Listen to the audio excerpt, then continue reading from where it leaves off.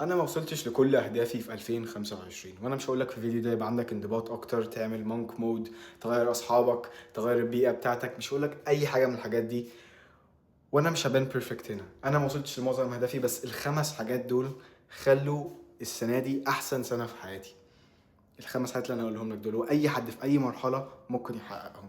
خلت السنه دي ابني احسن جسم انا وصلت له في حياتي، خلتني اوصل ل 17,000 متابع على اليوتيوب وانا عندي 18 سنه، خلتني اعمل شويه فلوس، مش الفلوس اللي انا عايزها بس شويه فلوس عند سن صغير جدا، خلتني احب، خلتني اعمل اصحاب كويسين جدا، خلتني امشي من مصر واجي كندا. فالحاجات دي فعلا غيرت حياتي، وهتغير حياتك لو انت سمعت الفيديو ده لغايه الاخر.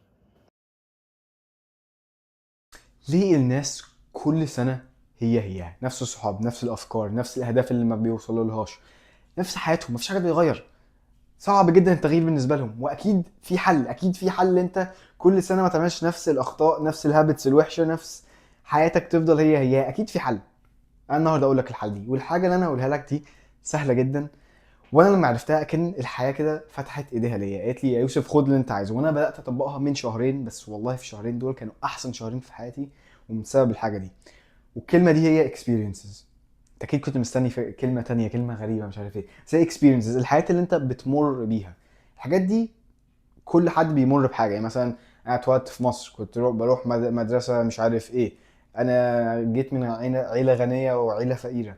كل الحاجات دي experiences انا مريت بيها. انا مثلا انسان رياضي، كنت بشوف الكباتن بتاعتي كل يوم، فكل ده كل ده اتخزن جوه دماغي.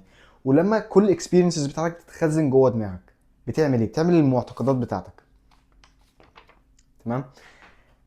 وخلينا بس في الاول اكسبيرينسز تاني. الاكسبيرينسز انت تقدر تتخيل اكسبيرينس ولا؟ يعني مثلا انا قلت لك دلوقتي اقفل عينيك وتتخيل نفسك عندك احسن جسم، راكب احسن عربيه، بتسافر في كل حته انت عايزها. هتعرف تتخيل كده ولا لا؟ يعني اقفل عينيك اهو.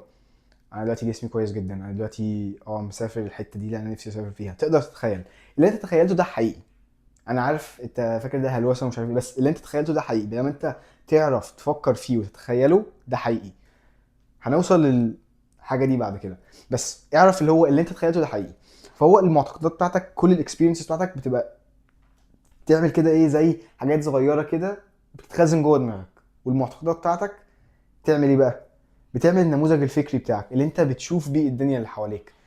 يعني بتشوف مثلا النجاح، بتشوف النجاح بالطريقه النموذج الفكري بتاعك، اكنه كده زي العين بتاعك، العين بس جوه دماغك.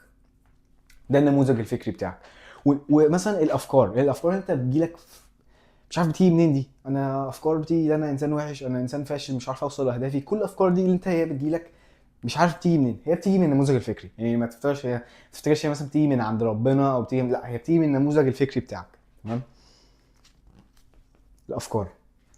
وانت تلاقي انت واصحابك عندكم نفس الافكار بتاعتكم، يعني بس بتحبوا نفس المزيكا، بتحبوا نفس الحاجات، تاكلوا نفس الحاجات، يعتبر بتروحوا نفس المدرسه. كل الحاجات اللي اصحابك بيفكروا فيها انت كمان بتفكر فيها. تمام. انت عايز ايه يا يوسف؟ بص، الافكار بتاعتك هي اللي بتوريك ايه في حياتك.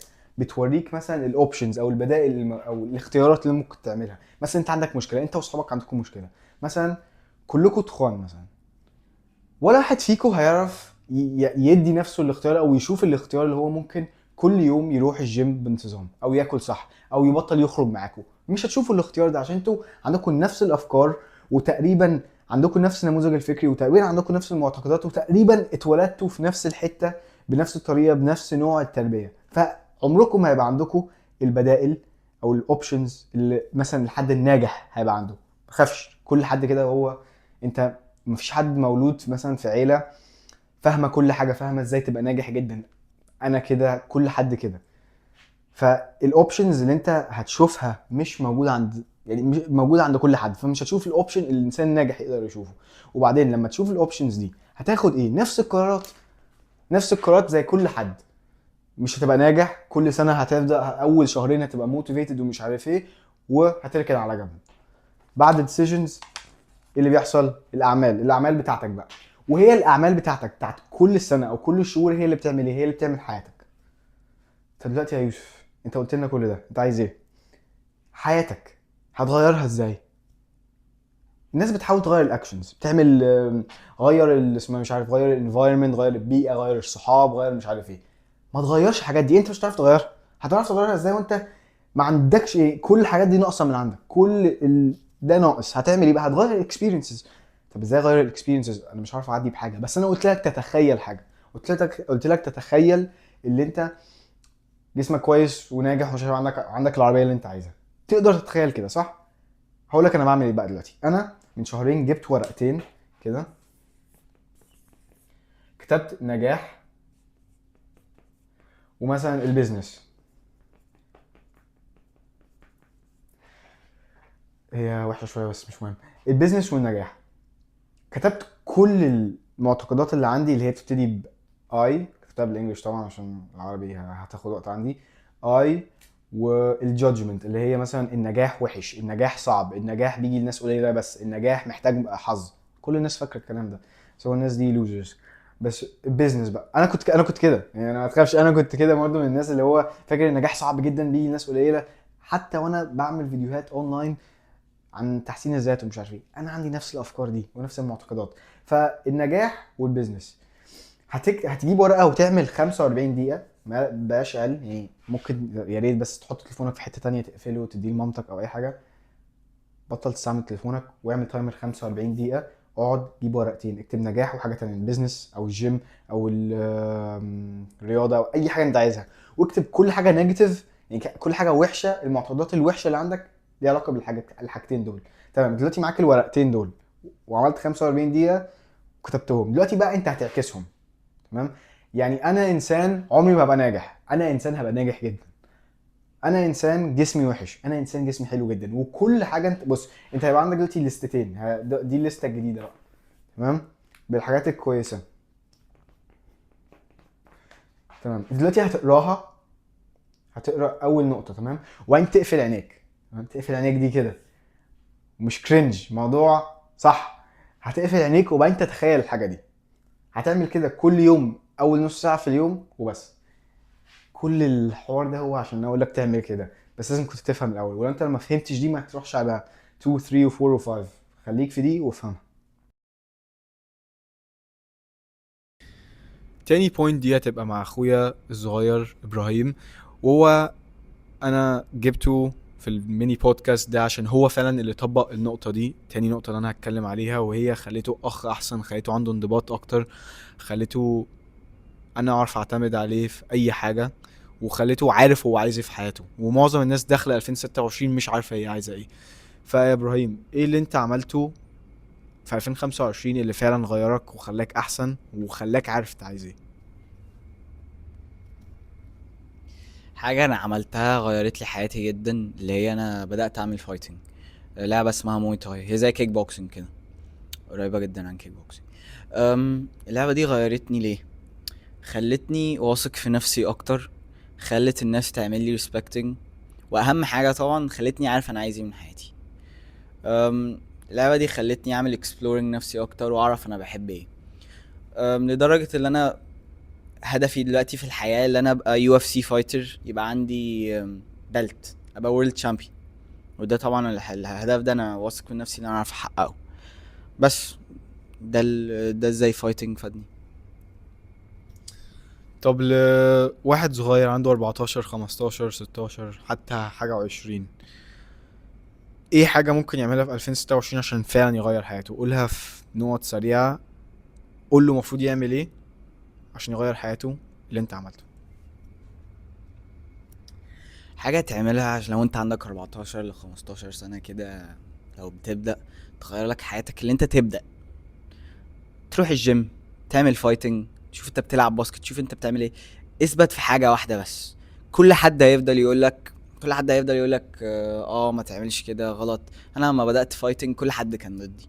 اللي بابايا بيقول لي يجيلك برين دامج، ده طبعا عشان بيحبني جدا يعني. مامتي بتقول لي انت دي لعبة ناس بتاعت الشارع حاجات كده يعني. بس يعني كل حد هيبقى ضدك في الاول، يعني كل حد هيقعد يقولك ما تعملش كده كده غلط. بس انت طالما يعني، انا وصلت لدرجة اللي انا كنت بقول لمامتي اللي انا رايح الجيم وكنت بلعب اللعبة دي. يعني انت لو عايز تعمل حاجة لازم تعملها حتى لو من ورا مامتك وباباك. احنا طبعا ما بنقولكمش اعملوا حاجه من ورا مامتكم وباباكم، بس بس اهم حاجه فيزيكال جول. اختار ماراثون، حاجه فايتنج، حاجه صعبه. انا عملت مثلا 10 كيلو مره بتاع الاهرامات، اعمل بتاع ال 10 كيلو بتاع الاهرامات اللي بيتعمل كل سنه ده، اعمل ماراثون. عندنا واحد صاحبنا اسمه هاشم بيعمل يوتيوب فيديوز، مره جري 100 كيلو لوحده. فاختار حاجه، ما شاء الله. فاختار حاجه فيزيكال وركز عليها، ده تاني بوينت. وعايز احكي لك قصه. انا في اول السنه كان عندي 53 سبسكرايبر على اليوتيوب، تمام؟ المحتوى بتاعي كان عنده 53 سبسكرايبر. دلوقتي عندي 17,000. كميه الناس اللي قالت لي اوقف اعمل فيديوهات، وانت بتعمل ايه؟ انت عيل عبيط، انت مش فاهم حاجه، انت فاكر نفسك مين؟ عند 53 ما يتعدوش. كل حد في المدرسه، كل حد، معظم الناس في عيلتي، اوقف، اعمل، غير كده، اعمل كذا. بص، ما سمعتش كلام حد عشان كنت فاكر نفسي احسن من الناس. بصراحه يعني جت من حته ايجو شويه، لان انا فاكر ان انا احسن من كل حد، تمام؟ كانت حاجه كويسه عشان انا ما سمعتش كلام حد، قلت هم ما عندهمش الحياه اللي انا عايزها. كل سنه انت بتسمع نفس الناس بيقولوا لك يبقى كذا، اعمل كذا، اعمل كذا، اعمل كذا، وحياتك ما بتتغيرش، وهم حياتهم ما بتتغيرش، فاكيد مش تسمع كلامهم. لازم تسمع كلام ناس غيروا حياتهم، وانا من الناس اللي عرفت اعمل كده. فانا بقول لك السنه دي 2026 ما تسمعش كلام حد، اسمع كلام نفسك. يعني اي حد، اصحاب بقى، مامتك، باباك، خالك، عمتك، اي حد يقول لك حاجه ما تسمعش كلامه. اعرف الاهداف بتاعتك، هقول لك ازاي تحط الاهداف في البوينت اللي بعد كده. وما تسمعش كلام حد، اسمع كلام الحد اللي وصل للهدف اللي انت هتسمعه على اليوتيوب او اي حاجه، واسمع كلام نفسك كأنك عندك سماعات، وكمل. السنة الجديدة محتاجة تركيز، محتاجة تبقى ذكي، محتاجة تبقى أهدى، ما تفضلش تبقى بانيك ومش عارف ايه. محتاجة يبقى عندك معلومات مختلفة عند كل حد، ومحتاجة ان انت توصل لأهدافك. 2026 لازم تبقى كده بالنسبة لك. الحاجة دي هتشوفها كأنها بورينج، بس الحاجة دي هي اللي غيرت حياتي. بعد البيليفز، الاكسبيرينسز اللي انا غيرتها، اللي انا اقراها ومش عارف ايه، دي بتغير حياتك بسرعة. والحاجة اللي انا هقولها لك دي بصراحة مش هتغير حياتك بسرعة قوي، بس دي حاجة خلت حياتي احسن من كل حد، خلتني اركز اكتر من اي حد، اذكى من اي حد، اهدى من اي حد، عندي معلومات اكتر من اي حد، واوصل لاهدافي. معظمها وصلت من 3 من 4 الاهداف، يعني 3 over 4، 3 من 4 ايه، 3 over 4 من الاهداف بتاعتي. فهي القراءة، تمام؟ القراية دولت مثلا من الكتب اللي انا قريتهم السنة دي. والكتاب ده انا قريته 3 مرات، يعني كل ده انا قريته 3 مرات. 25 كتاب، يعني تقريبا كتابين كل شهر. حسنت حياتي بطريقه مش طبيعيه. بقى عندي معلومات اكتر من اي حد، اعرف مثلا لما انا اجي اقعد اشتغل، اعرف اجيب معلومه من هنا، معلومه من هنا، معلومه من هنا. الكاتب ده قال كده، المفروض لما انا مثلا ابقى عندي المشكله دي اعمل كذا. بقيت ذكي، بقيت اعرف اعمل طفرات وبروجرس اكتر من اي حد في سني، عشان في اكيد حد اكتر مني، بس عشان القرايه. اقرا، انا مش هقول لك حاجه اكتر من كده، اقرا نص ساعه في اليوم بس، 30 minutes.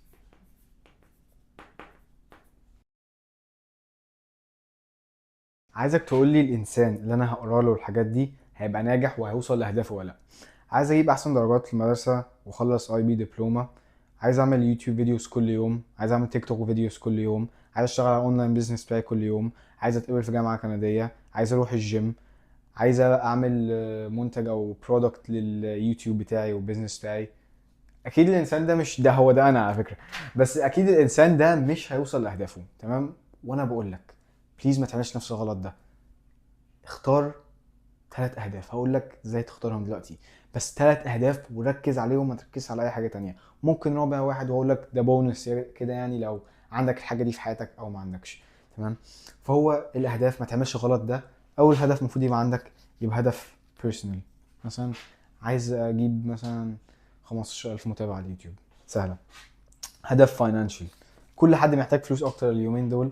والفلوس هي ما بتجيبش السعاده، بس هي حاجه بتجيب نص السعاده، مثلا يوسف مرسي هو اللي قال كده، تمام؟ تالت حاجه فيزيكال جيم، او انت تتدرب ومش عارف ايه. 3 حاجات دول الاساسيه عندك. ما تعملش اهداف، تصنع اهداف تعمل يوتيوب واونلاين بيزنس وتجيب درجات كويسه في المدرسه وتحاول تروح الجيم كل يوم، لا هتموت، مش هتعرف تعملها. انا عملتها، بس جت على صحتي، يعني صحتي ما كانتش كويسه اصلا. صحتي اخر لا يعني في نص 2025 كانت وحشه جدا، ما كنتش عارف انام، كنت كل يعني كنت بقى بيرن اوت، اللي انا مثلا اشتغل يعني اصحى اشتغل طول اليوم بطريقه غبيه شويه، ادوس على نفسي بطريقه غبيه. كنت الناس اللي حواليا مش بحب اشوفهم اصلا من كتر ما انا بشتغل. فما تشتغلش للدرجه دي، هتوصل لاهدافك بس مش تبقى فرحان، فما تعملش كده. اختار 3 اهداف. ورابع هدف هو مثلا بونس كده، اللي هو relationships. لو انت عندك مثلا علاقة انت مثلا عايز تشتغل عليها، انا مثلا اشتغلت على علاقتي انا واخويا، هشتغل على علاقة مختلفة السنة دي. بس بس هي relationships وكده. وكده الفيديو خلص. يا رب توصل لأهدافك في 2026. يا ريت تقول لي أهدافك في الكومنتات، وأنا مستني أشوف أهدافك. يلا باي. جود لك في 2026.